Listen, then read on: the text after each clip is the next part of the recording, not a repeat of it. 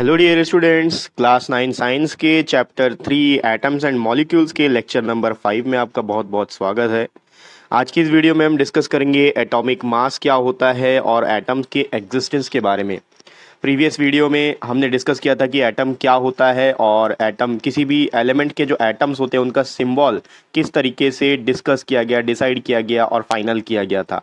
अगर आपने वो वीडियो नहीं देखा है तो इस वीडियो के डिस्क्रिप्शन बॉक्स में आपको प्रीवियस वीडियो का लिंक मिल जाएगा, आप उस वीडियो को ज़रूर देख लीजिए। तो चलिए आज से स्टार्ट करते हैं एटॉमिक मास क्या होता है।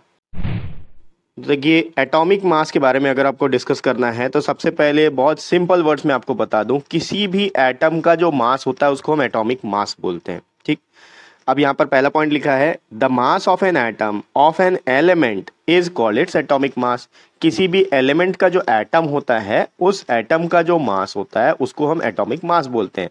अगर आपको ये क्लियर नहीं है कि एलिमेंट क्या होता है, एटम क्या होता है, तो मैं आपसे रिकमेंड करूंगा कि आप प्रीवियस वीडियोस जरूर देखिए।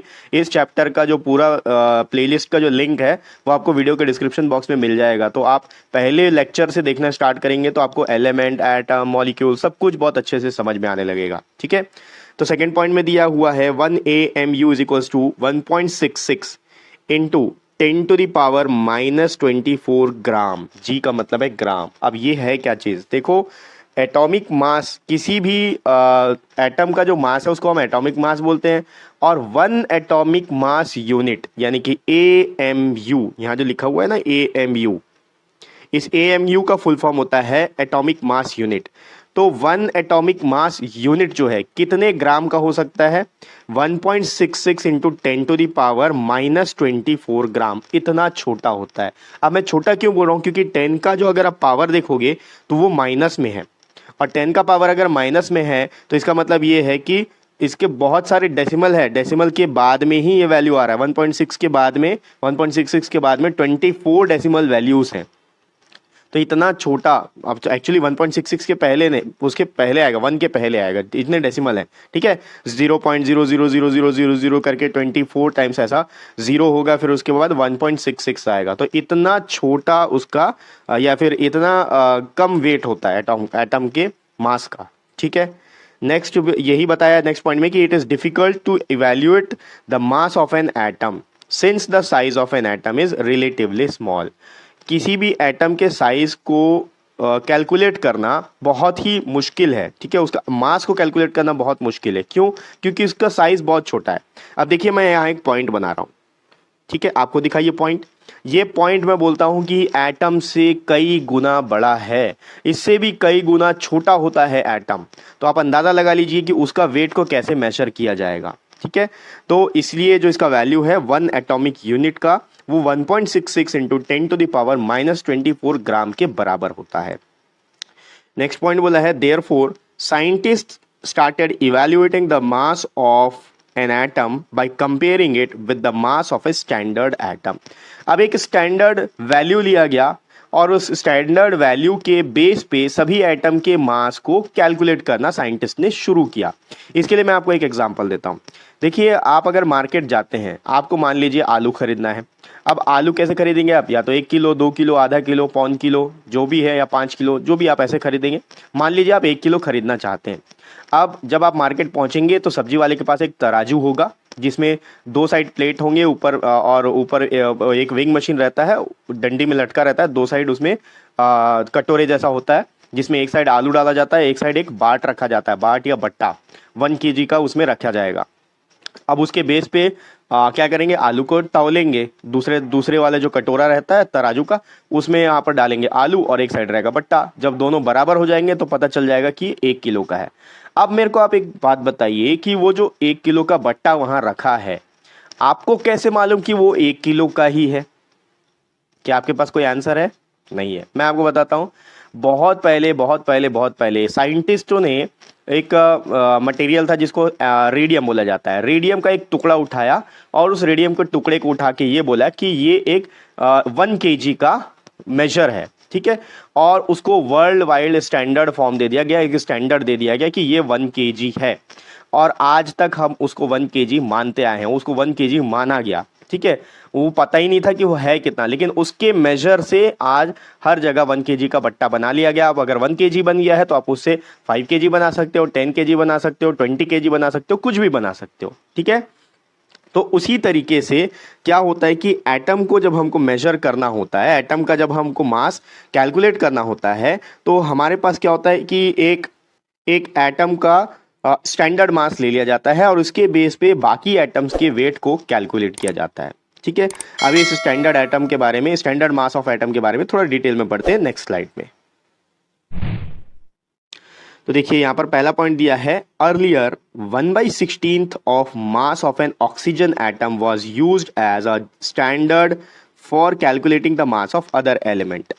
देखिए ऑक्सीजन को बेस बनाया गया और ऑक्सीजन का जो भी मास था उसका 1/16 से के हिसाब से बाकी जितने भी एटम होते हैं उनका मास कैलकुलेट किया गया।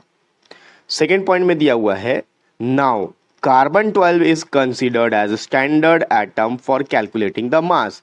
लेकिन आज के डेट में जो कार्बन 12 है उसको हम स्टैंडर्ड एटम मानते हैं, स्टैंडर्ड मास कंसिडर करके बाकी एटम के मास को हम कैलकुलेट करते हैं। अब ऐसा क्यों हुआ? क्योंकि पहले जब हम ऑक्सीजन का ले रहे थे तो उसका 1/16 करके दूसरे एटम का जो मास है वो कैलकुलेट करना पड़ता था, जिसमें कि जो डेसिमल में आंसर आता था वो बहुत ही कॉम्प्लिकेटेड हो जाता था। इसको आसान करने के लिए क्या किया गया कि जो कार्बन है, कार्बन के एटम के मास को हमने स्टैंडर्ड फॉर्म कंसिडर कर लिया और उसके बेस पे बाकी एटम के मास को हमने कैलकुलेट कर लिया।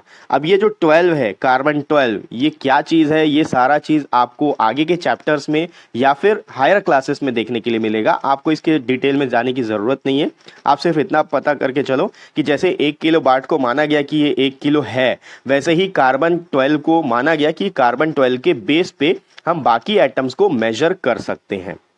आगे थर्ड पॉइंट दिया है, its atomic mass is 12U। अब 12U बोल लो या एटॉमिक मास यूनिट बोल लो, दोनों एक ही चीज है। ठीक है, एक एटम के मास का जो यूनिट होता है उसको एटॉमिक मास यूनिट बोला जाता है। ये चीज भी आप आगे पढ़ोगे। तो जो कार्बन होता है, कार्बन का जो एटॉमिक मास है वो 12U है, इसीलिए कार्बन 12 को हम बेस बना के बाकी एटम के मास को कैलकुलेट करते हैं। लास्ट में वही दिया हुआ है, thus we can say that one atomic mass unit is the mass of 1/12 the mass of carbon 12 atom। ये जो लास्ट पॉइंट बोला है ना, इसको समझाने के लिए मैं आपको नेक्स्ट स्लाइड में ले चलता हूं, वहां पर मैं आपको अच्छे से समझाता हूं। अब देखिए यहां पर आपको एक सर्कल दिख रहा होगा, मान लीजिए कि ये एक पिज्जा है। अब इस पिज्जा के 12 पार्ट्स कर दिए गए, आप काउंट करोगे तो यहां पर आपको 12 पार्ट्स दिख जाएंगे, ये सारे के सारे 12 पार्ट्स हैं। ठीक है, तो मान लीजिए ये कार्बन का एटम है। अब इस कार्बन के एटम का वेट कितना हो गया, 12 पार्ट्स में डिवाइडेड है तो 12 ग्राम हो गया। 12 ग्राम नहीं होता वैसे, 12 एटॉमिक मास यूनिट है। ठीक, अब इसमें से अगर कोई दूसरा एटम है, इसका वैल्यू हमको कैलकुलेट करना है, तो हम क्या करेंगे, इस यहां से एक पार्ट अगर अलग हो रहा है, मान लीजिए एक ही पार्ट अलग हो रहा है, तो इसका वैल्यू कितना होगा, 1/12। ऐसा क्यों होगा? क्योंकि अगर मैं आपको एग्जांपल देता हूं, मान लीजिए एक छोटा सा सर्कल है, इसको अगर मैं 2 पार्ट में डिवाइड कर दूं तो इसका वैल्यू कितना हो गया, 1/2, और इसका भी वैल्यू कितना हो गया, 1/2। अब अगर इसको 4 पार्ट में डिवाइड कर दें तो हर पार्ट का वैल्यू कितना होगा, 1/4। वैसे अगर 6 पार्ट में डिवाइड कर दें तो 1/6। तो अगर ये 12 पार्ट में डिवाइडेड है तो इस एक पार्ट का जो वैल्यू होगा वो कितना होगा, 1/12। तो दूसरा कोई भी एटम का वैल्यू, अगर एटम का मास अगर हमको कैलकुलेट करना है तो उसके मास के एटम को हमको उसके एटम के मास को हमको 1/12 से मल्टीप्लाई करना पड़ता है। ठीक है, तब हमको उसका आंसर मिलता है। अब ये चीज हम जब कैलकुलेशंस करेंगे तब आपको ज्यादा अच्छे से समझ में आ जाएगा। फिलहाल तो आप ये समझ लीजिए कि 1/12 क्यों बोला था, क्योंकि 1 एटॉमिक मास यूनिट जो होता है, ये 1 एटॉमिक मास यूनिट है, ये 1/12 के बराबर होगा, क्योंकि ये पूरा मिला के 12 है, ये पूरा मिला के 12 है। अब इसका अगर एक पार्ट आप हटाओगे तो कितना हो जाएगा, 1/12। ठीक, आगे बढ़ते हैं। ओके, अब यहां पर atomic masses of few elements, कुछ एलिमेंट्स के एटॉमिक मास दिए हुए हैं। जैसे कि आप देखो, हाइड्रोजन होता है 1U, कार्बन का होता है 12U, नाइट्रोजन का होता है 14U, ऑक्सीजन का 16, सोडियम का 23, मैग्नीशियम 24, सल्फर 32, क्लोरीन 35.5, कैल्शियम होता है 40। अब ये जो चीज़ें हैं यहाँ पर जो एटॉमिक मास दिया हुआ है, ये मास कैलकुलेट करने के कुछ तरीके होते हैं, लेकिन अभी मैं आपको कंफ्यूज नहीं करूँगा, ये चीज़ आप हायर क्लासेस में सीखने वाले हो। तो फिलहाल ये जो एटम्स के यहाँ पर आपको एटॉमिक मास यूनिट दिए हुए हैं, जिन एलिमेंट्स के दिए हुए हैं, इनको आपको एज इट इज़ याद करना होगा। जैसे कि हाइड्रोजन का 1 AMU होता है, कार्बन का 12 AMU होता है, सोडियम का 23 AMU होता है। तो ये कुछ ऐसे एलिमेंट्स के एटॉमिक मासेस है जो हम बहुत ज़्यादा यूज़ करते हैं, तो इनको आप याद कर लीजिए। देखिए पीरियोडिक टेबल में 118 एलिमेंट्स हैं। अब उस पूरे 118 एलिमेंट्स के एटॉमिक मास को याद करना तो पॉसिबल नहीं है। तो जो बहुत ज़्यादा यूज़ में आते हैं, जो बहुत ज़्यादा आपको काम आता है कैलकुलेशन करने के लिए, उनको आपको याद करना ज़रूरी हो जाता है। ठीक है, जैसे कि टेबल तो अगर आप लिखना चाहो तो 1 से लेकर आप इनफाइनाइट तक टेबल लिख सकते हो। 1 का टेबल लिखोगे 1 1 1, 2 का टेबल लिखोगे 2 1 2, 3 का लिखोगे 3 1 3 से 3 से 30। तो ऐसे तो इनफाइनाइट तक आप लिख सकते हो, लेकिन आपको याद कितना करना होता है? सिर्फ 1 से लेकर 20 तक मैक्सिमम। अगर आपको 1 के टेबल से 20 के टेबल तक आता है तो आपके लिए सफिशिएंट हो जाता है। उसी तरह से अगर आप इन एलिमेंट्स के मास को याद कर लोगे तो ये आपके लिए सफिशिएंट हो जाएगा। ठीक है, आगे बढ़ते हैं। वैसे ये जो चीज़ है, ये जो एलिमेंट है, मैंने आपके टेक्स्ट बुक से लिया हुआ है, टेक्स्ट बुक में आपके दिया हुआ है, आप टेक्स्ट बुक में देख के भी इसको याद कर सकते हैं। ओके, नेक्स्ट स्लाइड में बढ़ते हैं। अब अपन बात करेंगे एटम के एग्जिस्टेंस के बारे में, यानी कि एटम एग्जिस्ट कहाँ करता है, कहाँ पर पाया जाता है, किस तरीके से देखा जाता है, मिल जाता है आपको। ठीक है, तो बहुत सारे जो ऐसे एलिमेंट्स होते हैं जिनके जो एटम्स है वो बहुत ज़्यादा रिएक्टिव होते हैं, यानी कि वो अकेले नहीं मिलेंगे। जैसे कि अगर ऑक्सीजन है तो जो एयर है आपके सराउंडिंग में, उसमें ऑक्सीजन है आपको पता है, लेकिन ऑक्सीजन के साथ और भी बहुत सारी गैसेस है उसमें आपको नाइट्रोजन भी मिल जाएगा। ठीक है, उसमें आपको दूसरे गैसेस भी मिल जाएंगे, उसमें ऑक्सीजन भी है। तो ऑक्सीजन उसमें मिला हुआ है, उसमें रिएक्ट पहले से किया हुआ है, तो वो फ्री स्टेट में नहीं है। फ्री स्टेट का मतलब होता है कि वो किसी के साथ रिएक्ट नहीं कर रहा है, वो एज इट इज मिल गया है आपको। ठीक है, तो यहां पर देखो पहला पॉइंट क्या दिया हुआ है, atoms of most of the elements are very reactive and does not exist in free state। तो मैंने आपको बताया कि एटम जो होता है, बहुत सारे एलिमेंट का एटम जो होता है वो कभी फ्री नहीं होता है, वो किसी ना किसी के साथ रिएक्ट कर जाता है और रिएक्ट करने के बाद में उसके साथ में मिलता है, आपको अलग से नहीं मिलेगा। अब यहाँ पर सेकेंड पॉइंट में बोला है only atoms of noble gases such as helium, neon, argon, krypton, xenon, radon are chemically unreactive and can exist in free state at single atom.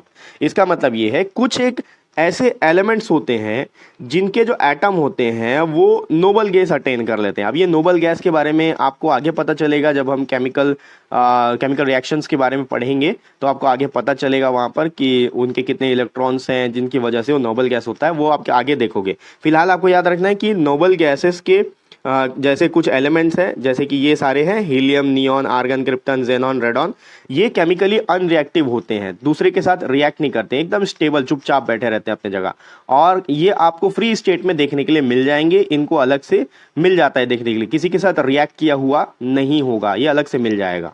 ठीक है, लास्ट में बोला है atom of all other elements combined together to form molecules और ions. तो जैसे कि मैंने आपको बताया कि एटम, बाकी एलिमेंट्स को जो एटम है वो किसी न किसी के साथ मिले होंगे, और अगर किसी न किसी के साथ मिले हैं, कंबाइन हो रहे हैं, तो क्या फॉर्म करेंगे? वो मॉलिक्यूल्स फॉर्म करेंगे या फिर आयंस फॉर्म करेंगे। अब ये आयन क्या होता है इसके बारे में हम आगे पढ़ेंगे, आपको ज़्यादा कंफ्यूज नहीं करूंगा मैं। आयंस के बारे में डिटेल में आगे चैप्टर में हम पढ़ने वाले हैं, आगे के चैप्टर्स में देखने वाले हैं, इसलिए आपको याद रखना है कि जो एटम्स होते हैं, बहुत सारे एटम्स ऐसे होते हैं जो कि फ्री स्टेट में नहीं पाए जाते हैं, वो किसी न किसी के साथ कंबाइन हो चुके होते हैं, और कंबाइन होने के बाद में उसके साथ में वो बैठे रहते हैं। ठीक है, तो आज की वीडियो में बस इतना ही रहेगा, और इस वीडियो को मैं बोलूँगा अगर एक बार में समझ में ना आया हो तो आप दोबारा ज़रूर देखिए, और कुछ ऐसे वर्ड्स हैं जिनके बारे में तो आपको तभी पता चलेगा जब आप इस चैप्टर के स्टार्टिंग से इस वीडियो को देख रहे हो। तो स्टार्टिंग से अगर देखना है तो डिस्क्रिप्शन बॉक्स में आपको इस चैप्टर का लिंक मिल जाएगा, पूरे प्लेलिस्ट का लिंक है, लेक्चर 1 से लेकर अभी तक जितना हमने रिकॉर्ड कर लिया है, और आगे के भी उसमें आपको मिलते जाएंगे। ठीक है, तो सारे वीडियोस आप देख लीजिए, सारा का सारा नोट्स आपको मेरे व्हाट्सएप चैनल और व्हाट्सएप चैनल में और टेलीग्राम चैनल में मिल जाएगा। दोनों का लिंक डिस्क्रिप्शन बॉक्स में दिया हुआ है, आप जाके उनको फॉलो कर लीजिए, वहाँ से नोट्स आप डाउनलोड कर सकते हैं। मिलते हैं नेक्स्ट वीडियो में, आगे का पोर्शन देखेंगे और नेक्स्ट वीडियो का लिंक आपको इसी वीडियो के डिस्क्रिप्शन बॉक्स में मिल जाएगा।